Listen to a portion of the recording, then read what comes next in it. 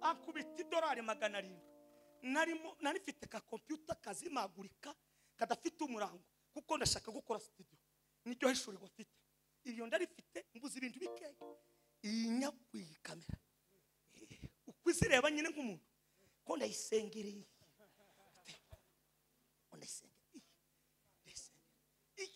wamana hari imwe nabonye ejo bundi hariya ku kanisa rya Gapa imeze nk'isapo y'inani rendi y'abasaza niyo ya mbere ko ndabwira Imana kumbe kasibiri nubwo ntosha muri Amerika mbonye iyi ko side igisirimba ko side kene gishani ubukera waremye umugore mwiza waremye abana beza na lakini hayo yote ni mazi lakini hayo yote ni maji lakini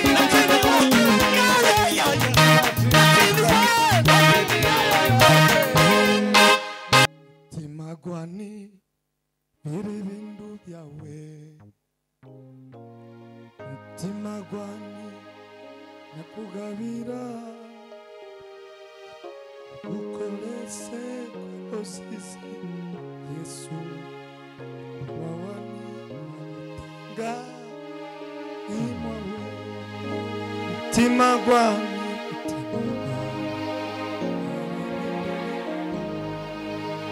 timagwani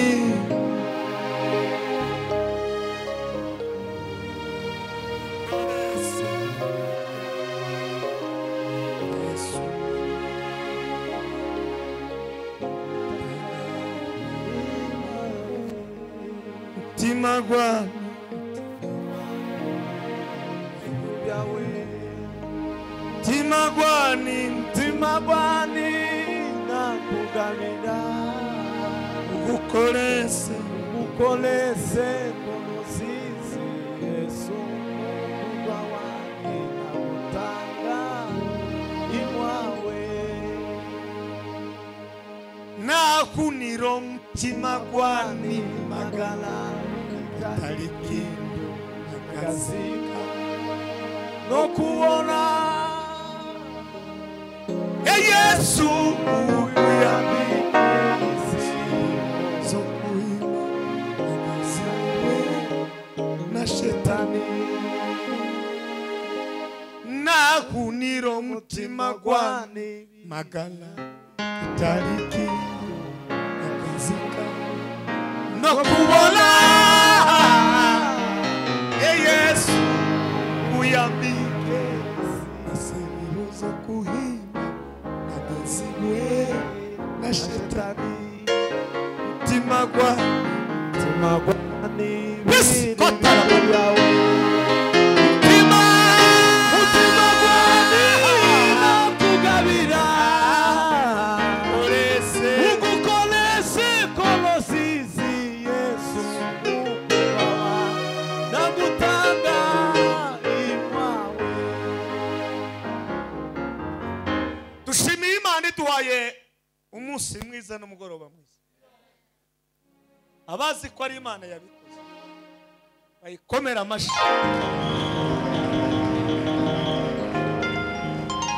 arukana gakera nyamara none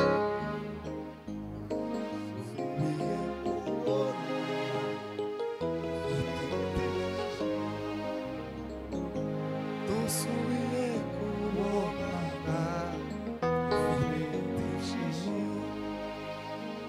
ndashimira umushumba w'iri torero na madame we n'abana babo n'abapasitori bakorana muri komite nyobozi ya pastora madamu babo n'abana babo mana wadutabara mu minsi ya kera mana we ntuzatuyegere tugeze ku gupfa ndashimira kozi w'Imana kato arya irindi bavuze ngo ni irakoze Asante Yesu. Amen. Asante Yesu. Amen. Asante Yesu. Amen. Hallelujah. Amen. Kumva ko ngomba kwicara abagaragu b'Imana batuye isi muri iyi mihingo yose. Lalak East Africa Community ugatumira ijuru n'amatara. Asante Yesu. Amen. Asante Yesu. Amen. Asante Yesu.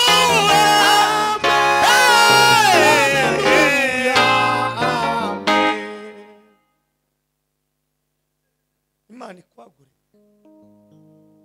ugirire neza kandi izaguhe gufata isi pana igihugu isi. Shimira abantu bose bari aha n'abitegereje mwese mbabonamo ibintu bitatu. Icyambere abanyabwenge, icya kabiri urukundo, icya gatatu umwete. Asante Yesu. Amen. Asante Yesu. Amen. Asante Yesu. Amen. Amen.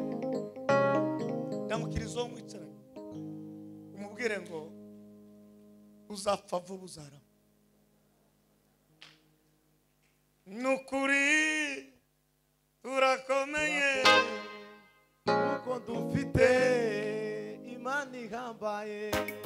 iyo mana yaravuze iti isi nibeho maze biraba. nukuri we nukuri turakomeye kuko dufite imana ihambaye. iyo mana yaravuze iya isi nibeho maze biraba. Sama hey batanzi nitwa Matayo ndamahisi muhoza mudamu umwe n'abana 7 bacosheje Imana. Nukuri we turakomeye kuko dufite imana ihambaye. iyo mana yaravuze iti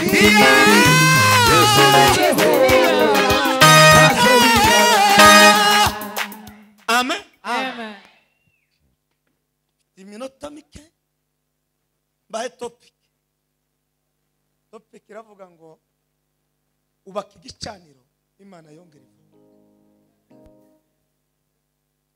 chenga madhabahu Mungu aongee tena. Mirabiraza uko nubatse kwibuye rikoze kuba. Mirabiraza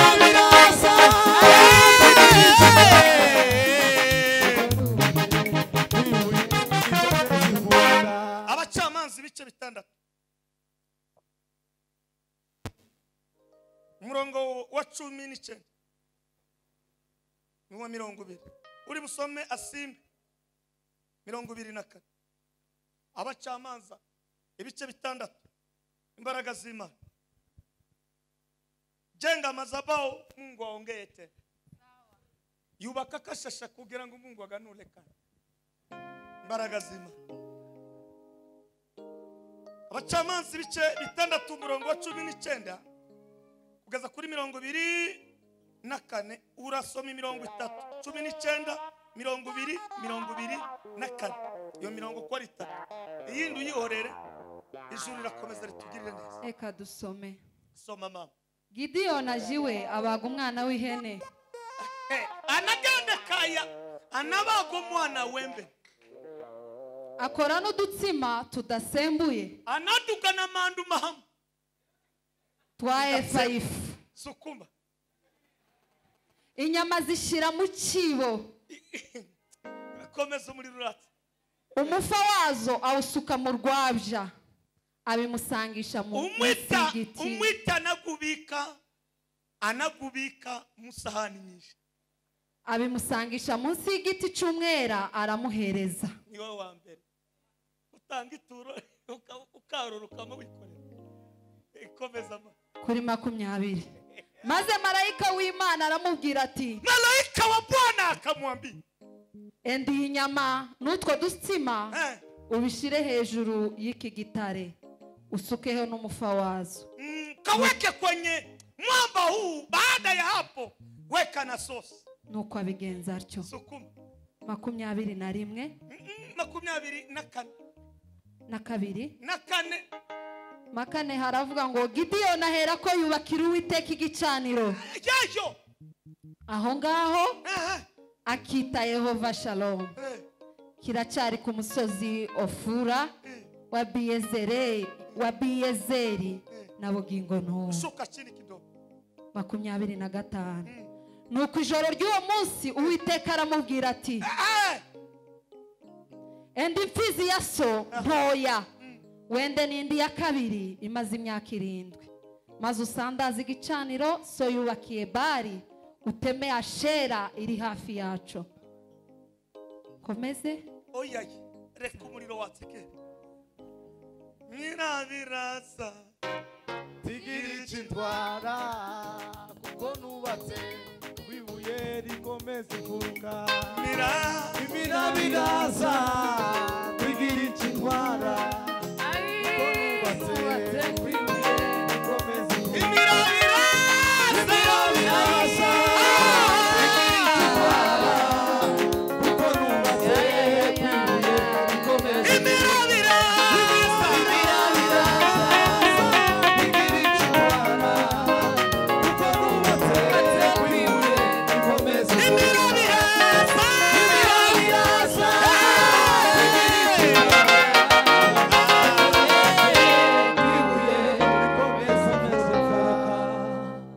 Haleluya zitatu ninjira muri topi nimuzamura ibiganza. Haleluya haleluya haleluya zama amahirwa ne ya Gideyoni n'Imana ndangiza amahirwa ngahe ayambere n'Imana kumuheza izina isatazi na nyina tazi na bene wabo batazi. Ndatangaza uyu mugoroba w'uyu munsi wa none witwa Muco Banyana, witwa Espo. Imana guheza irindi zina bene wanyu batazi abasu batazi. Hari umuririmbyi wavuze ngo majina ni mengi na kila jina lina lugha yake na kila jina lina tafsiri yake na kila jina, lakini hayo yote ni majina. Hayo yote ni majina. Zidutinda ku mazina. Ariko icyambere cy'amahirwe ya Gideyoni Imana yamwisiki nkunda mukirize gira ndikubwira. Muzamuri bikaza. Haleluya. Lakini hayo yote ni majina. Lakini hayo ni majina. Lakini hayo yote ni majina. lakini hayo lakini hayo yote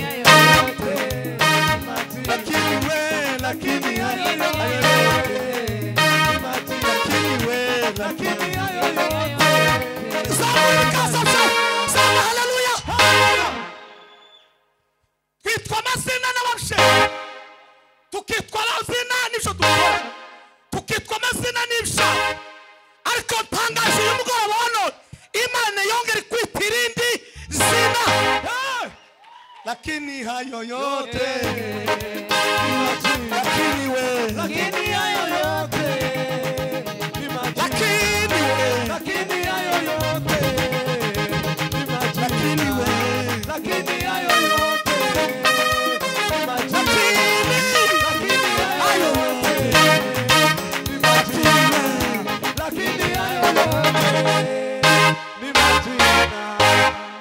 zamura zama haleluya iramubwira ngo wa munyembaraga we kandi ukaba ni umunyembaraga akaba ni twa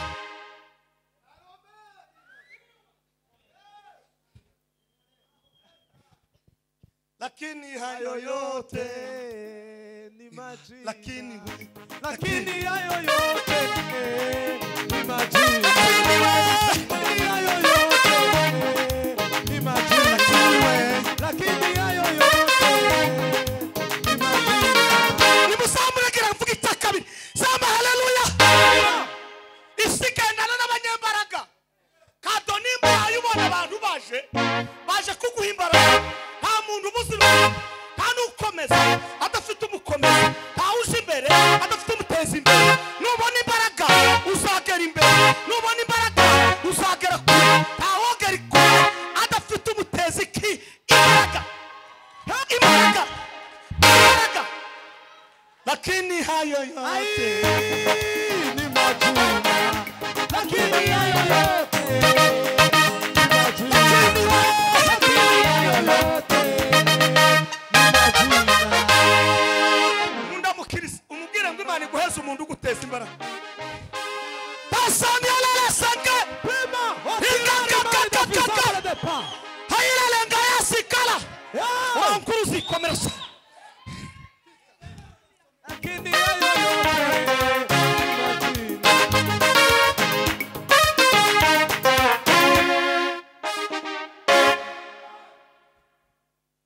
mundamukirisi umubwire ngo Imana iguheze umuntu ugutera imbaraga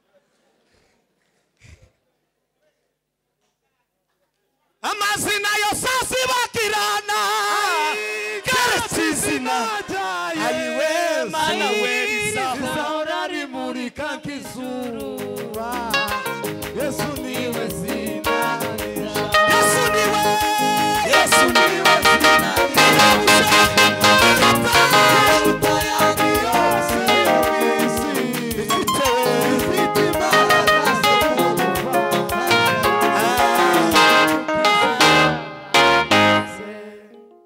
igihugu gikomeye nikibona abantu babagishiga imbaraga umuryango ukomeye nubonamo abantu bagera gute bafite imbaraga itorero rikomeye niribona abantu bafite imbaraga ndatangaje uyu mugoroba wa none Imana iguhuza n'umuntu ufite imbaraga Amen.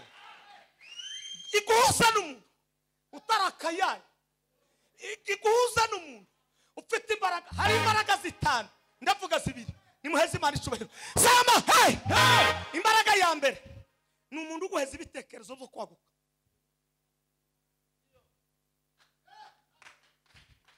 nuhura n'umuntu uguheza imbaraga y'ibitekerezo mtu akupea mawazo ya kupanuka sikia alikwambia dunia inahitaji watu wenye nguvu ambaye utaka Tanzania na hano Nairobi iyo ugize umushinga kugira igitekerezo hari umuntu uzo kubwira ngo ndakigura wowe ureka kugikora jewe ari zo gikora ngaya amafaranga isikomeye amatorero akomeye nabona abantu bafite ibitekerezo no kuvuga nti turiho kubw'impanuka turiho kubantu bagira icyo batekereza hanyuma igitekerezo kikagira umusaruro impamvu twaje nuko watekereje iyo utaje gutekereza wari kwitwa kadomo mu mateko kandi wabega n'umwega harya kandi abega harimo abanyabwenge ariko ubu mu bagabo bafite mubega mu bakongomani nawe ukuri umugabo kuko ufite ibitekerezo ntabwo wozana abo bagabo b'abalisansiye baraha n'abarevera n'ababishopo n'abantu bafite abana babasize bagasiga n'ingo zabo bagasiga bizinesi utagize igitekerezo cyiza ndashaka kugushiga muri lakini hayo yote ni mazina. lakini hayo yote ni majina.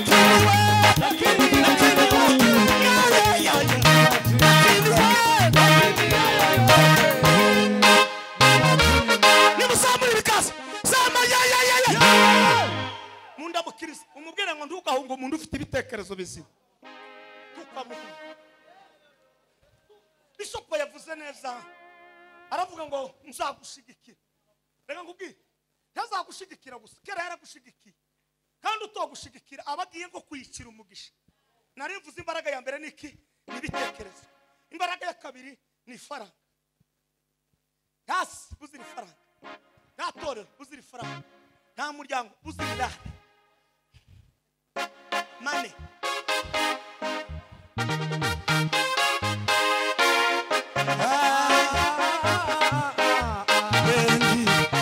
Mungu ni yule, Mungu ni yule yule.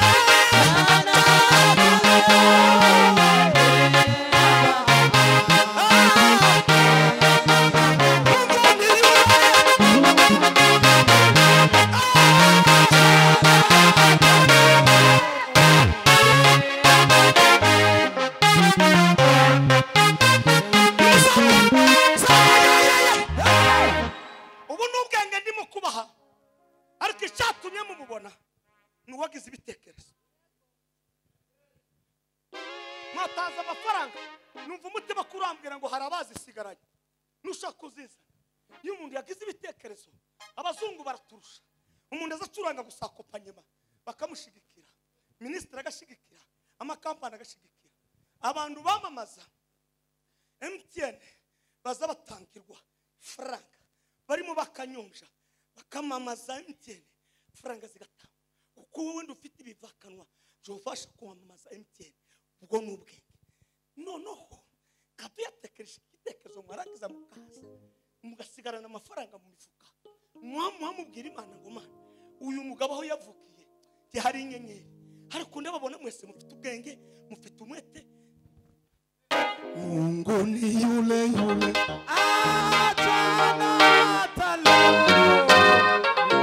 yeye badiliki, yeye ni yule yule.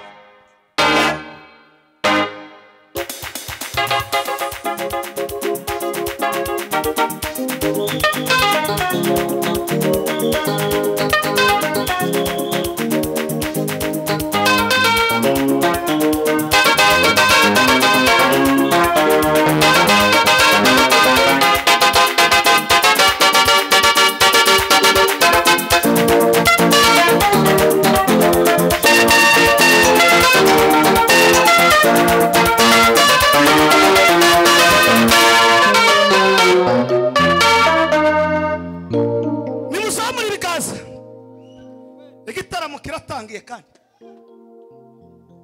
akasa nako kagiye mu maturo ba.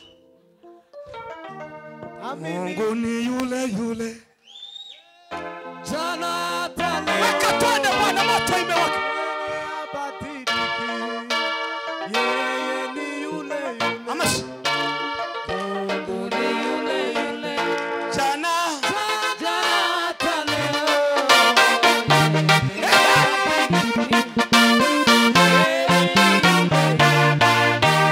amahirwe ya kabiri ya Gediyoni. Abandika bagume bandike n'abandi bigize banajuwa. Iyi topic ndabwo wigeze uyitegura nijuru n'amatayo n'eshu. Uraho pastor waje mzee na kuheshimu sana kuremba na kwa ariko lakini nimekusema yeye ndiye ametulea kwa neno la Mungu. Amini neno. Amahirwe ya kabiri ya Gediyoni yandike nuko yarafite amatwi yo kumva marayika w'Uwiteka.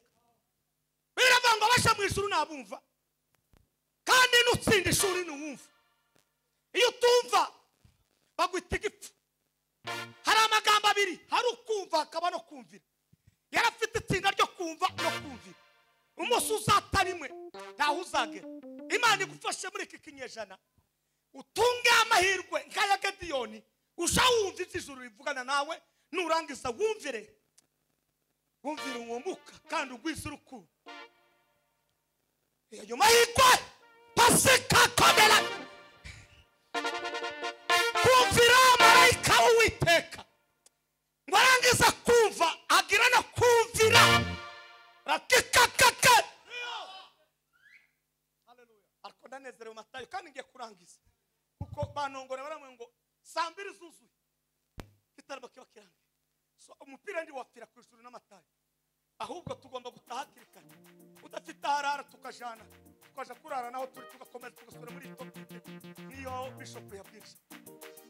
banzureke umuriro watsi banzureke bene datano wa ifosi ningaho niho bari bagitibutse kugira ngo najibe kurangiza iby'ijuru ryampaye bibasigire ndi kumahirwe kangahe ya kabiri nimuzamura ikiganza haleluya haleluya gutegeka kwa kabiri bice 28 nimugira umwete wo kumvira Uwiteka Imana ya ibyo bategetse nona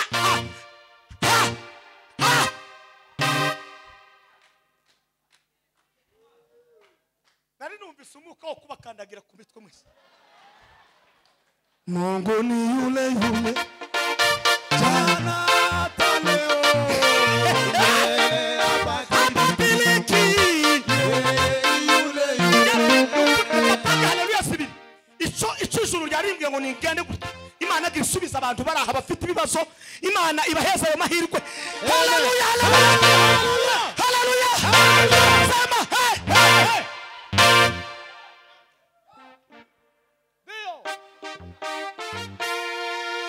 matendo yako yatisha matendo yako yatisha yatisha kama nini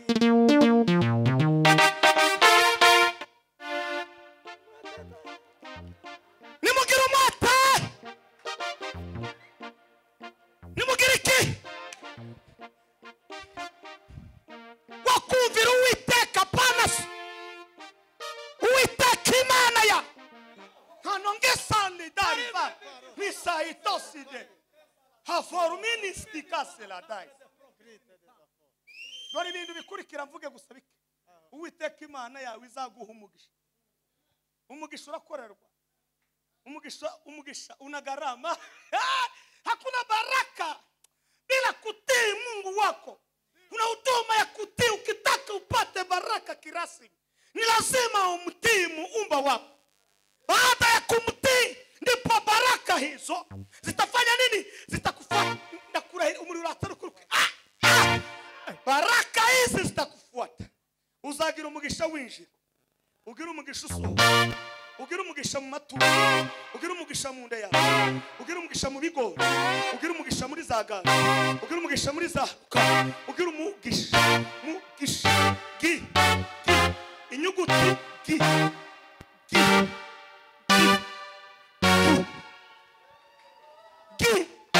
inyuguti yitwa gi zizipfa kuza utagize umwete ariko gi vuga ngo gi Mungu ni yule yule jana hata leo milele abadiliki yeye ni yule yule nimusamure sama ya amahirwe ya gatatu kugira ngo ndangize nuko yatunze yishurirwa amenye ikijuru rikunda atunga iki ishurirwa maono yandirimbo mwabenga bakoraho mama Ana alipanda Shilo ili aombe Mungu ampe mama Ana alipanda Shilo aombe Mungu ampe mtoto mama Ana alipanda Shilo aombe ampe mtoto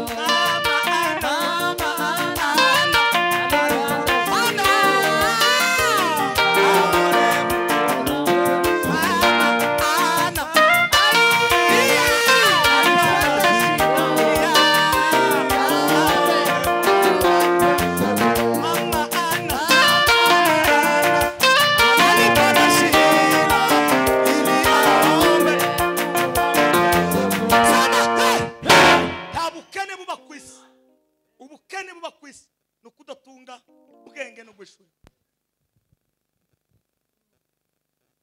ili satay hano umukene ugomba kuba kwisi yonyine yarabivuze ngo tureme umuntu tegeka de ayobora turua agazi nani aongoze atawale na amiliki nandi uyo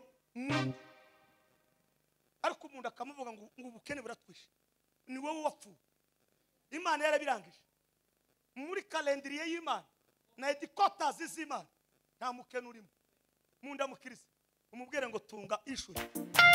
Mama Ana alipanga shiro.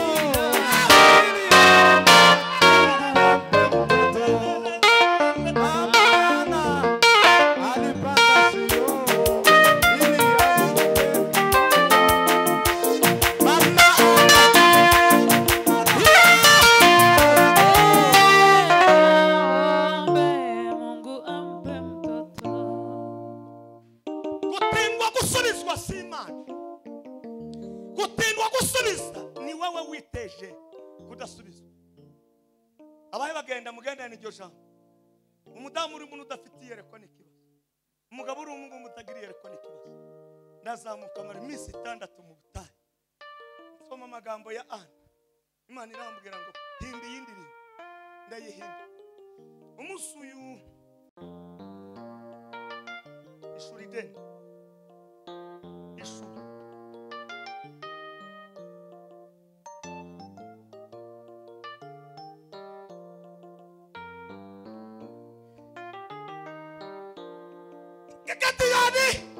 ngo yaratekereje ikintu Imana yagize gute yamukuye. Yari mu gitaramo cyo gusiki ingano. Alikuwa na huduma ya kupura nini gani ate Imana iragukore. Imana iragukore. Ninde utarakorerwa n'Imana. Twarangiza mwene data yakoze ibitekerezo bikomeye gutya. Iyo basha kuba bazungu hano hose cyangwa bakenya haba huzuye ifaranga. Abantu basetse bazaba ifaranga. None umuntu uzanye igitaramo cyo kugera mu ndwara yawe kiriramo ububwengisho ryatanze hano nubwo atanzwe hano ubusigarane nurangiza ngo utahanye ifaranga. Ugiye utavuze kandi waragambiriye ngo uzakora umurimo. Hari ibindi Imana izatubaza tukibuza n'umugisha. Vuga aya magambo gira ndangiza.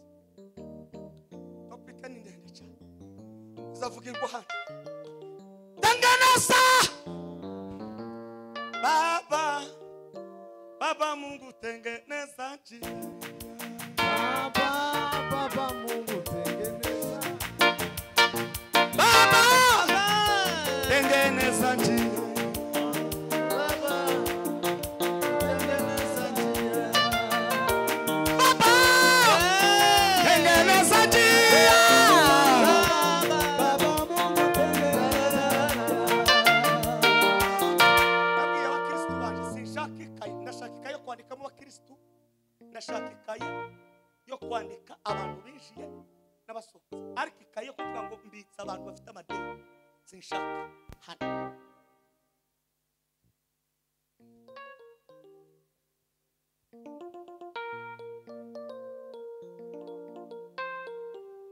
Nimba ufite ideni ryo ngisho wamuhamagara mu madego wabwire ngo ufite ideni utangire ku ishuri uzozubona ibihumbi 10 uremo kimwe ucohereza wabwire ngo natangiye ku ishuri.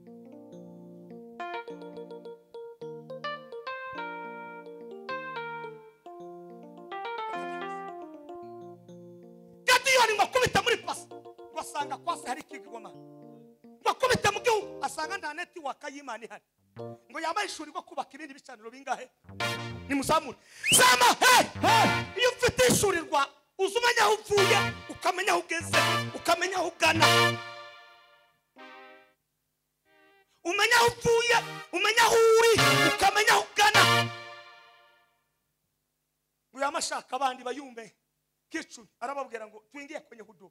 Warangize arababwira ngo hari ibintu nabonye. Hari Imana yitwa Shera, hari niyitwa Bayali. Izi tugomba kuzisenya kugira ngo Uwiteka abone kumanuka neza muri iki gihugu. Reka ngubwire nimba ufite ibitekerezo byo hasi bisenya icyo nikirigoma. Ugomba kugisenya hanyuma kubaka ibindi bitekerezo bizima Imana ikavumera. Reka nkubwire aya makuru. Ndaneze Beya rekeraho ndarangije ariko ntiwicare gira tumenka basenya imheze Imana ishobora. Imana ngo yamimubwira ngo haguruka ugende. Baada ya kujenga madhabahu Mungu anaongea. Iyo ubatse igicaniro Imana igira ite Imana iravuga ndangaje uyu mugoroba wa none ongera utekereza neza urabe bitarasenyuka ubisenye mu izina rya Yesu Kristo.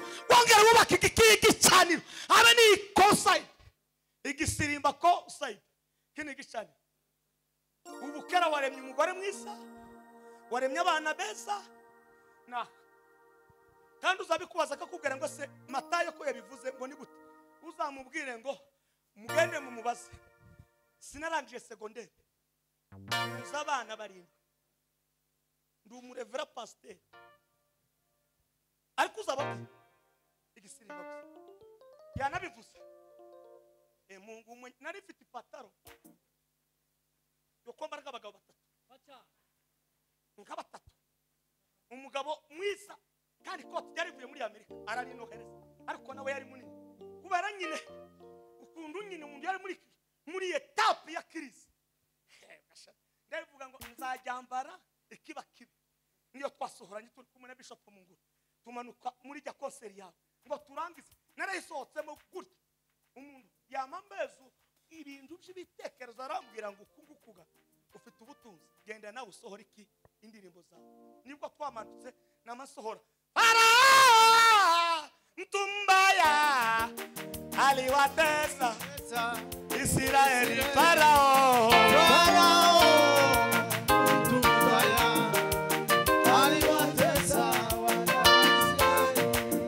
Farao diri kuri chano ya jijo nyine no ku chano z'abandi irahari mbate ndarataga reka mabwire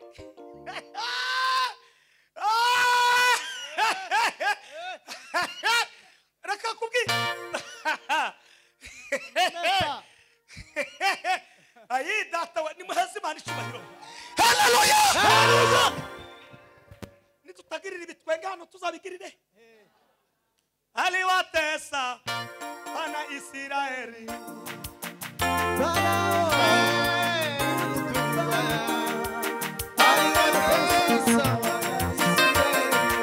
nahuye n'umudamu neza i Kampala avuye mu Bubiligi aza kunshaka avuye mu Bubiligi araza arambwira ngo twinjire muri wowe cyo gihe marehemu yaramaze kugera gore waje tuja muri wowe angura ibirengeti byose by'abana kandi nabyo nari avuye mu Bubiligi kubera Farao umwana we yararwaye ngo ayishiremo abazimu bamavuga ngo turagiye reka nkubwire mufite ubutunzi ariko arambwira ngo okay anereka amafaranga amwe sinda yabona nico gihe nayabona yiriye nyine arambwira ngo tuje kuvunja aravunja pesa amadolari 600 nuko ndi he ati Farao iyi ndirimbo wayihimbye Imana iguhumura aza shaka reka nkubwire ubutunzi bwacu buri kure nuko twananiwe kubaka ibicane nitwubaka ibicane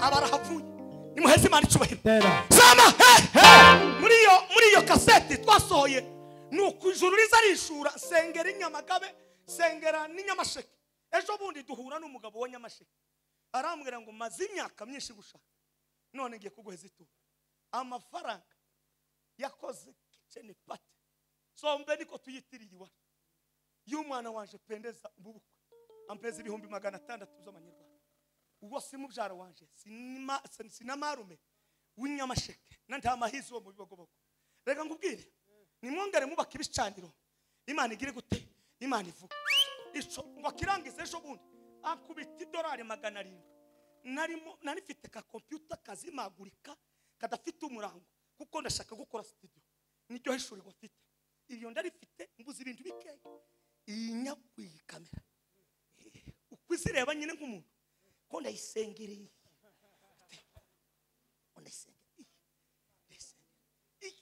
wamana hari imwe nabonye ejo bundi hariya ku kanisa rya Gapo imeze nk'isapo y'inani ndiye basaza niyo ya mbere ko ndabwira Imana kumbe kasibiri nuko ntosha muri Amerika mbonye iyi ariko ubwenge buri muri uyu mugabo nokora igikorwa ijuru rikarya ijambo ry'Imana kavuga ngo twaremye n'uyisi nabo duturanye nabo tukabisanga